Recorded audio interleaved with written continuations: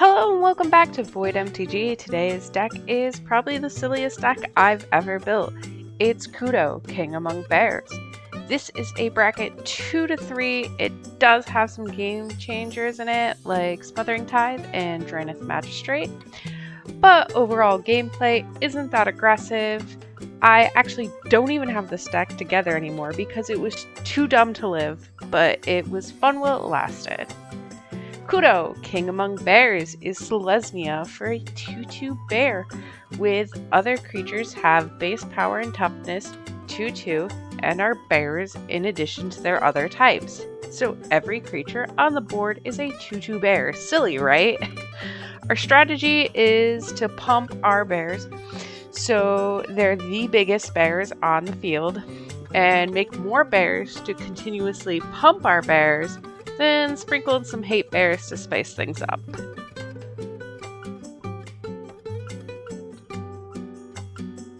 So we have two main win cons in the deck. The first would be Azuri's Predation, a 5 and 3 green for a sorcery that for each creature your opponents control, create a 4/4 green Phyrexian Beast creature token.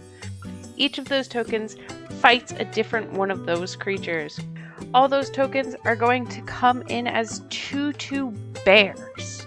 But we have lots of guys that pump our stuff or put +1/+1 counters on ETB. So best case scenario, we demolish everyone's board and keep our new Phyrexian bears. Worst case scenario, all the 2/2s take each other out. We've still wiped the board, but we no longer have a large army. We just have a large-ish army. Next is Urborg, Tomb of Yawgmoth, a legendary land that makes all land swamps in addition to their other types. It's legal here because it is colorless. And Cormaspell, an artifact that makes all swamps 1/1 black creatures. They still count as land and cannot be tapped for mana the turn they come into play. So now all lands are 2/2 bears in addition to being lands. That's when we drop my absolute favorite card in all of Magic, Elesh Norn, Grand Cenobite. She's beautiful, prettiest art in the game. I totally simped for this card. Elesh Norn, Grand Cenobite is 5 and 2 white for a 4/7 Praetor with Vigilance, and other creatures you control get +2/+2, and creatures your opponents control get -2/-2. So goodbye to everyone's lands and creatures, because everything was a 2/2 bear. Now, this will not work if Coat of Arms is out, because that just makes all bears insanely huge. Like I said, this is silly.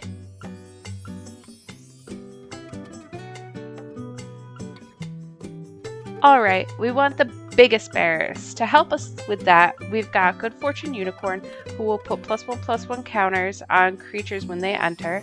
King Darien will pump everyone. We can also sacrifice him to save our token bears. Ultramarine's Honor Guard will also pump all other creatures. We can also pay his squad cost of 2 any number of times when we cast him to make more Astari Warrior bears. Angel of Jubilation will pump our non-black creatures. So that's everything except the tokens Oketra makes. And lands if Cormaspell is out. She will also not let our opponents pay life or sacrifice creatures to cast spells and activate abilities. We won't be drawing cards off Tribute, but we will get the 2 +1/+1 counters on creatures as they enter. We're going to be making a lot of tokens, so sacking a creature to Eldrazi Monument every turn isn't going to hurt us. Plus, now all our bears fly and are indestructible. When Caller of the Hunt enters, we choose a creature type, bear, and her power and toughness are equal to the number of bears in play. So that's all bears on the board, not just ours. She enters huge. However, if Kudo is taken out, she will become 0/0. Coat of Arms. So all creatures across the board get +1/+1 for all creatures that share a type with it.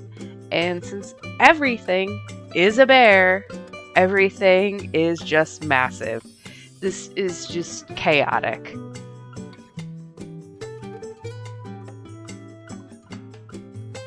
Okay, so now we want lots of bears because there's strength in numbers, and also all those creatures that say other creatures you control get +1/+1.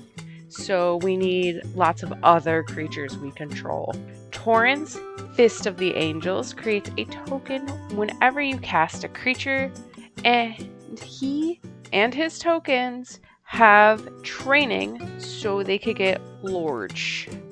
Myrelle will make sure your turn stays your turn, and when she attacks, you can make tokens equal to the number of soldiers you control. And since Kudo makes everything bears in addition to their other types, they're still soldiers.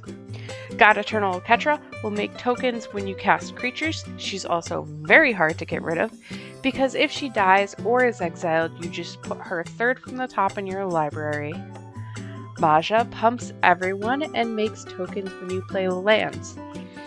Charismatic Conqueror will make tokens if your opponents want to play their creatures and artifacts untapped.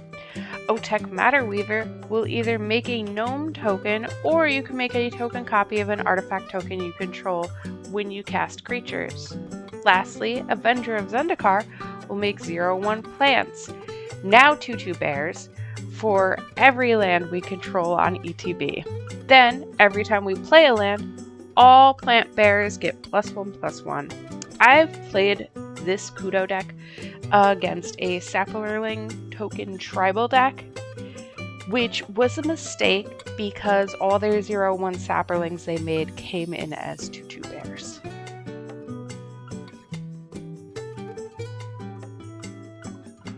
Alright, so now we have some spice.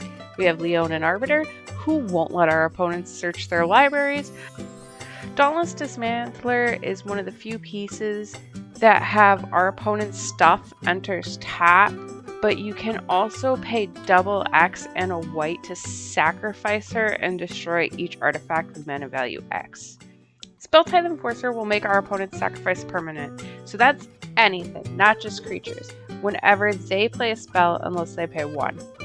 Yasharon will give us 2 lands on ETB and make it so our opponents can't play life or sacrifice non-land permanents for spells and abilities.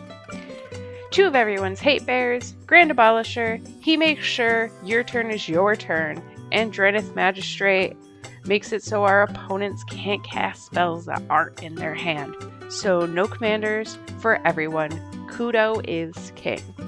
Sanctum Prelate is a fun card. When it enters, you choose a number, and non-creature spells with mana value equal to that number can't be cast. The number is usually 2 or 3, by the way. And yes, it affects you too. Soulless Jailer turns off graveyard and exiled decks. Ayula, Queen Among Bears, will either make all our bears bigger or allow them to fight creatures we don't control when they enter. Roaming Throne just doubles the triggers of all our bears. And last, I don't really have a place for this, but I'd like to mention it because this was kind of an MVP of the deck. Iganjo Castle. It is a legendary land that you can pay a white and tap to prevent the next 2 damage that would be dealt to target legendary creature this turn. So it is a great way to protect Kudo early game until you really get your strategies off the ground. That's it for now. Thank you for watching and all the likes and subscriptions.